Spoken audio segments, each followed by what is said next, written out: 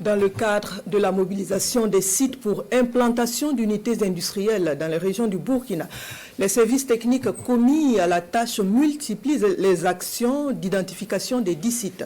Ce 12 août, c'est Léo, dans la Sicile, qui a accueilli les équipes techniques.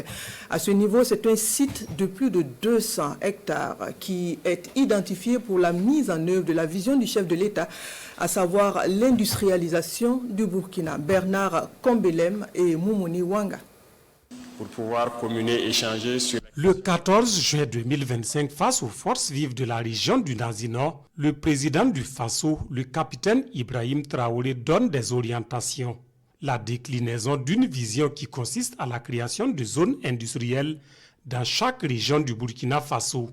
Sur le terrain, les lignes bougent et ici à Mouna, au secteur 9 de la ville de Léo, c'est environ 200 hectares qui sont identifiés sur la base des schémas nationaux pour abriter l'implantation d'unités industrielles.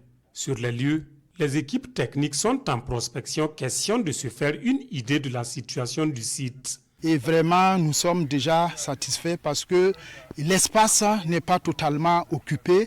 C'est uniquement occupé par la Sofitex et une unité de transformation d'anacarde et puis Faso Bio, de carburant. Donc déjà, il y a eu un motif de satisfaction. La mission d'identification conduite par la Direction générale du développement industriel implique les services régionaux et provinciaux en charge de l'urbanisme.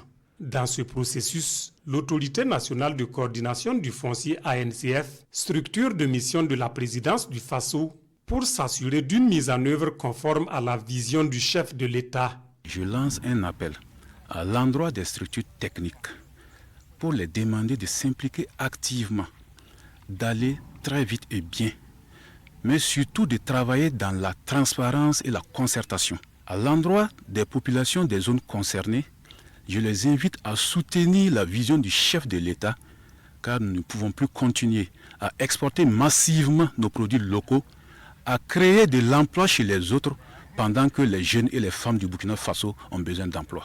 Un appel bien reçu par l'autorité provinciale de la Sicile, qui voit en cette vision du président du Faso une opportunité de valorisation de la production locale. Nous nous engagerons en tout cas à contribuer avec certainement les autorités coutumières et religieuses, les acteurs en tout cas concernés, afin de dégager ces sites prévus dans les schémas pour ces différentes réalisations. Il y aura la viabilisation et l'aménagement de ces sites pour permettre aux investisseurs qui s'intéressent actuellement au Burkina Faso.